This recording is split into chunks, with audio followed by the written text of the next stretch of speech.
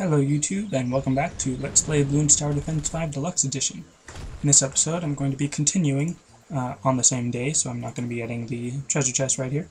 I'm going to go to the Park Path, which is actually the first track that I went to in my Let's Play. Well, on my commentary Let's Play. So, anyways, here, because we're using, because we're on the water, I'm definitely going to be using the Buccaneer. And I'm going to try to squeeze as many as I can in that little spot, because they're very useful, especially in groups. Now, what's really interesting about having this on reverse is that now, because they come in through the side, they're coming in through the middle of the circle and then going all the way out. So you don't have to wait, when you're using a Buccaneer, you don't have to wait for them to come all the way down, all the way around, and then here, when it actually gets into your range. So it's very nice for it to actually, you know, be in the range earlier so that the game can actually go through quicker. Now I do have the Dreadnought Premium upgrade, which is the Fireball or the Cannonball upgrade that lets it pop lead, which, it's funny that I forgot about that. At the very end of my last episode, I was just talking about what towers can and can't pop camouflage lead. And the Monkey Buccaneer, if you have the premium upgrade, to give it the Dreadnought, then it actually is really good against camouflage lead, because it can already pop lead, and then you just give it the little upgrade to see camouflage balloons, and then with the Destroyer it attacks super duper fast. So it's actually really good. And you don't have to go to the cannon ship to be able to pop lead. And this is actually one of my favorite lead busters, partly because I just love the Buccaneer, and then also just because you don't have to hear that explosion sound, which, again, I don't know why exactly it bugs me, or if I'm just saying it bugs me because of habit of saying it bugs me or something, but I just really prefer not to hear the noise. And, you know, again, I don't think that they necessarily should or have to change it or anything.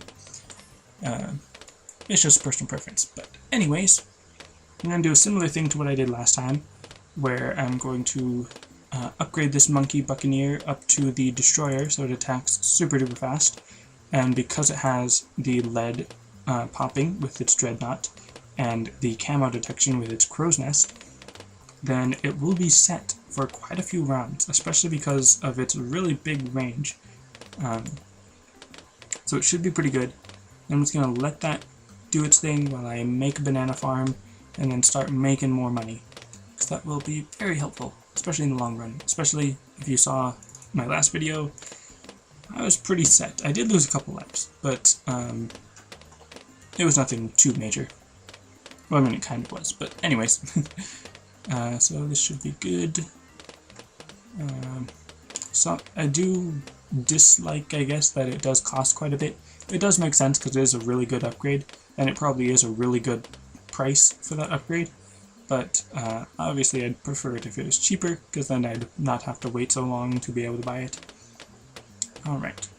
I could get a Spike Factory, because those are nice, and actually, I'm not even going to wait for the, for the Destroyer. I am actually going to start upgrading this now, or using the Banana Farm now. And then I can use the money that I get from the banana farm to make any road spikes to pop anything that leaks through, which actually won't be that much because the Monkey Buccaneer is actually pretty good even at its lower stages. Especially it's good for the earlier waves, which, let's see, it's at round 15 right now. Which, because I play two different tower defense games that call each round or wave different things, I always confuse them, or like, on this one where they're called rounds, I call them waves, and then on the other one where they're waves, I usually call them rounds.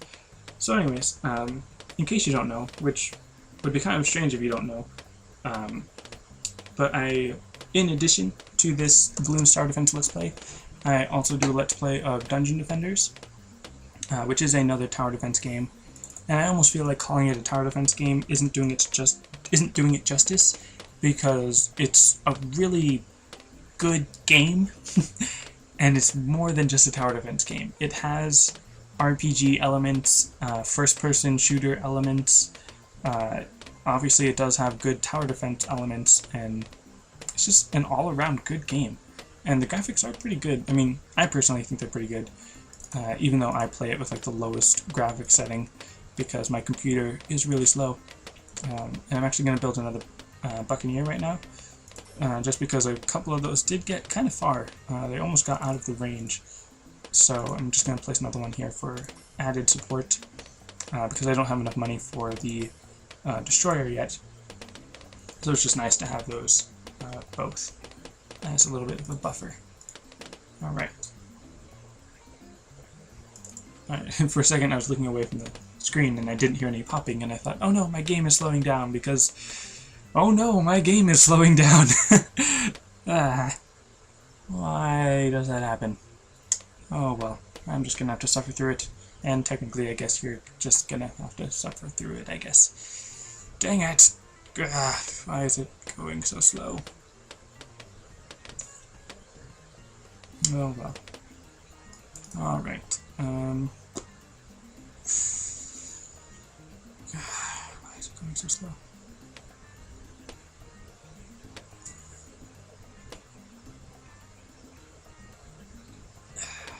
It really bothers me when it goes this slow, because I don't know what I should do. Because I don't know if I want to just keep going with it going slow with the slow frame rates. It's seriously 1 frame per second. That's ridiculous. I know that once when I stopped the recording and then started it up again, it did help, but then on another occasion it didn't. So I'm just going to try that real quick. No, it did not help. Actually, it kind of did. A little bit. It didn't immediately help, but I guess it does help. Nope, now it's slowing down again. I don't know what to do, and actually, I'm just going to buy that. Sell one to buy the other, because that's pretty helpful. Because of the Monkey Tycoon, again, just sort of advertising it, even though, like, obviously I'm not getting paid to advertise the Monkey Tycoon. It's a premium upgrade, but it's a free premium upgrade, unless you're playing on the web version. But if you're playing on the deluxe edition, you don't have to pay for it. I mean, you did pay for the deluxe edition. Anyways, so now I have the destroyer, and it's super duper fast, which I enjoy, and still waiting on this money, which I almost feel like I could probably just sell this and make a lot of money anyways. But with Monkey Tycoon, I am for sure making money by building a banana farm, using it for a while, and then selling it again, because then I'm not losing any money in the building or selling of the building, but the existence of the building is giving me more money. So that's pretty interesting. And I'm actually not going to worry too much about making sure that it's the most upgraded that I can get it, because right now I really just need more firepower, which really, I mean, I guess having more money would be helpful, but because of how effective the banana farm is, I'm actually not going to worry too much about making it more effective. So, because I'm actually about to get my second Monkey Buccaneer, my second destroyer. So it's really good, especially at round 33, because I think 2 destroyers can pop a Moab. I'm not entirely sure, but I will be getting a 3rd, and I really don't think I can fit a 4th. But I'm gonna try, because if I can fit 4 destroyers on this thing, this tiny little pool, it'd be pretty awesome. Speaking of pools, there's actually a special agent, which is actually just a pool, so it's not really an agent, I suppose, but that I actually used in the Country Road episode, where you can place down the pool. I think it's called a portable lake, actually. And then you can place the Buccaneers on it because it's a little bit of water. You can actually fit 2 Buccaneers on the lake. So that's pretty nice, and it's about the same size as that little spot in there, so I'm wondering if maybe I could fit more if I really tried. And they really are squeezed in pretty tight. Let's see. Now, can I fit the 4th? I can! That is insane. I wonder if I could hit 5. I used to think you could only fit 2.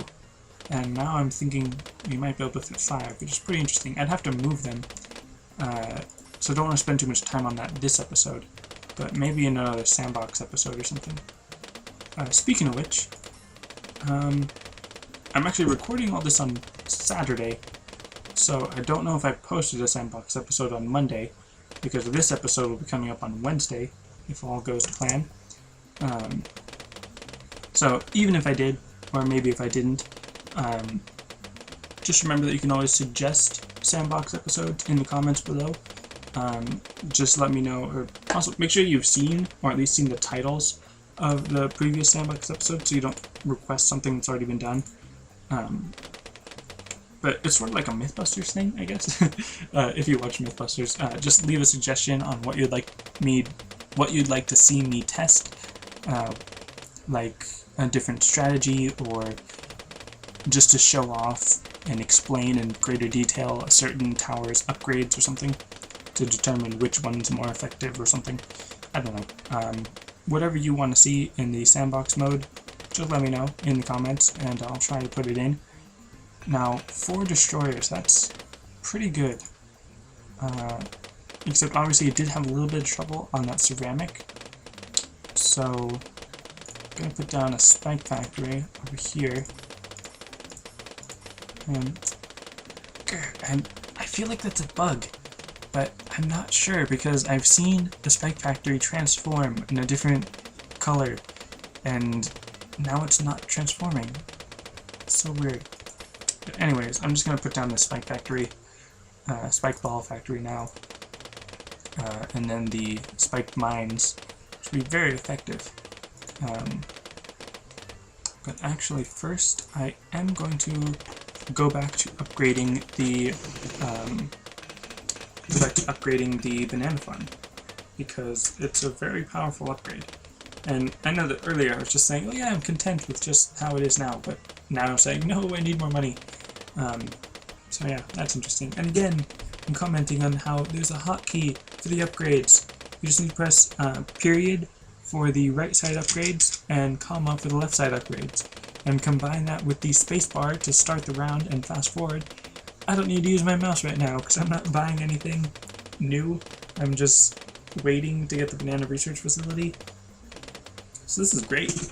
Just sit back, my keyboard closer than it usually is, and just watch. I'm a viewer to my own video that I'm making. Imagine that. Anyways, this is probably around 45, which is why it's just a bunch of pinks.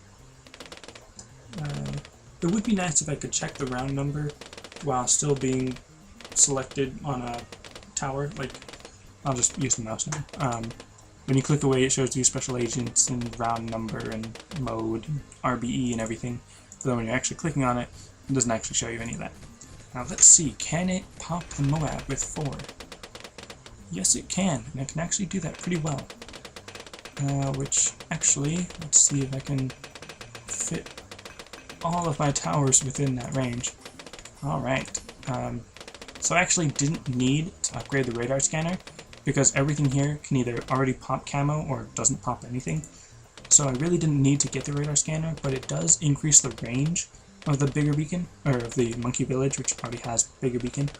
So it's pretty interesting, and now they have got quite a big range, especially this one. This one can reach the entire map, pretty much. I mean, except for those little bits, but so that's a pretty good radius. And they even have a little bit faster attack speed with the jungle drums. That's pretty awesome. And you know what? I'm just gonna sell it, which was probably not a good idea, even though I was just talking about, oh hey, I need the banana research facility. I am just contradicting myself all over the place today. Alright, and I could sell the monkey farmer, but I wouldn't get anything for it, and he's not really taking up much room, so I'm just gonna leave him there. And now, as far as I know, this is pretty much all I'm gonna do. I think this setup will actually, now that I'm seeing that, no, this is not gonna work. Oh man, talk about contradicting myself. I'm gonna need something else. I'm going to need some glaive ricochet. because those are always nice. Well, not always, but you know what I mean. Oops, that's not what I'm trying to do. Boomerang thrower, and that should be in the range. Yes, it is. Alright, so now I'm just going to get maybe 6 glaive ricochet, and that should be good enough to handle all of my glaive ricochet needs. And hopefully I actually have enough money to fit them all in. And actually, you know what? Because now my frames are dropping. Because I don't need it to get the banana farm anymore, and now the camo detection is helpful because these glaive ricochet cannot detect camo on their own. Now this is actually pretty helpful. Alright.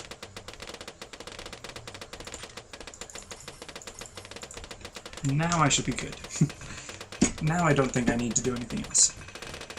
Because those destroyers are pretty good against Moabs, and then having the glaive ricochet there is just a little added bonus.